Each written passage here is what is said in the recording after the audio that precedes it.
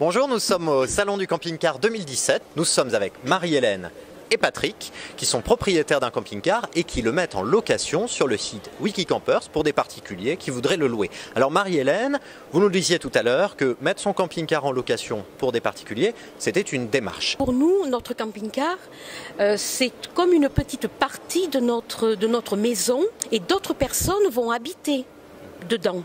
Et avant de penser à toute considération, qu'elle soit technique, financière ou autre, il faut vraiment que le propriétaire de camping-car soit prêt à faire cette démarche. Personnellement, dans le couple, j'étais certainement la plus réticente. Et bien, après cette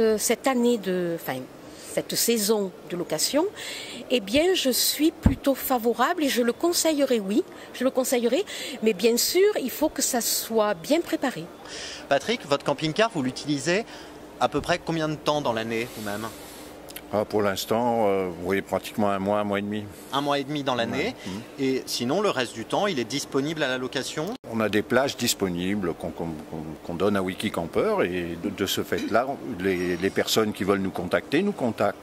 Et de là, on accepte ou on n'accepte pas, suivant toujours pareil, ce que la personne veut faire, combien ils sont, parce que la capacité d'un camping-car change, hein, ça peut être 4, 5, 6 personnes. 6 personnes sur notre camping-car, c'est impossible.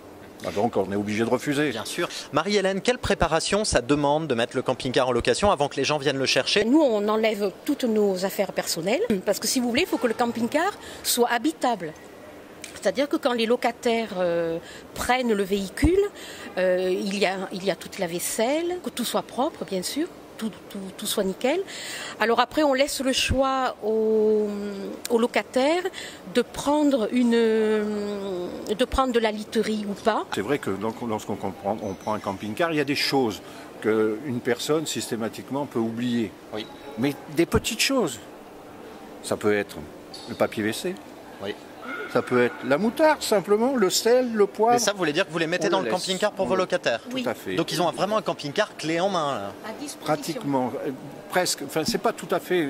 Il leur faut quand même acheter de la nourriture. Oui. Qu'est-ce que vous avez comme camping-car? C'est un Chausson, un EB 628, et donc il est de 2015. De 2015. Est-ce que quand vous l'avez acheté, vous saviez que vous le mettriez en location sur un site? Non. Non, Non. ça rentrait pas dans le plan de financement. Tout à fait. Et pour autant, la location entre particuliers, ça vous rapporte de l'argent. Bon, si vous prenez un camping-car à 48 000 €, vous pouvez espérer toucher 4 800 € par an. Et ça, pour combien de semaines de location? Je dirais 2 mois. 8 à 10 semaines. 8 à 10 semaines. Ouais. D'accord. Est-ce que vous avez déjà eu des pépins avec les locataires? Par exemple, est-ce qu'il y en a qui ont déjà cassé quelque chose? Non, on peut dire que dans l'ensemble, ça s'est bien passé. À part, on a eu 2 petits incidents de carrosserie, mais vraiment pas importants, enfin des petites choses. Hein, voilà. Et puis la caution couvre quoi qu'il arrive, tous ces petits désagréments qui peuvent arriver. Donc vous n'êtes pas inquiet? Non, oui, tout à fait. Finalement, la location entre particuliers, c'est quelque chose qu'on fait pour gagner de l'argent? Alors, moi je ne dirais pas ça. Je dirais simplement, c'est pour un camping-car, c'est un véhicule qui doit rouler. Si vous laissez un camping-car sur ses roues, automatiquement, il va y avoir une déformation des pneumatiques, etc. Une déformation de pneumatiques, ça fait quoi? Au bout de quelques temps, ils vont exploser sur la route, parce qu'il va y avoir surchauffe, etc. Et ça va faire clac, clac, clac, parce qu'il a toujours appuyé au même endroit. Nous, notre démarche, c'est il faut que ça roule. Enfin, pour moi, un camping-car est fait pour rouler, pas pour rester directement au garage.